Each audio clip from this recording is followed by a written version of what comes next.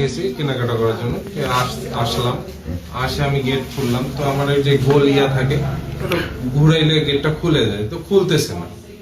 তখন আমি ওই গেটের উপর দিয়ে আসে দেখি গেট খোলা। আসে তো দেখতেছি একদম সবকিছু উলট পালট হয়ে আছে। তো আমার এই ডয়ারে ছিল 1,00,000 টাকা আর 2 ভরি স্বর্ণ ছিল। তারপরে এই ঘটনা। বাসা কয়টা রুম আছে? আমার মোটে 4টা রুম আছে। 4টা রুম। এটা মানে আসে মানে খোলা দেখছে। ঢুকলো কোন দিক দিয়ে? এদিক দিয়ে ঢুকছে। এদিক দিয়ে ঢুকছে। আমাদের এই যে দেখেন ওই জায়গাটা আমি তালা লাগাই আছে। হ্যাঁ, তালা লাগাই আছে।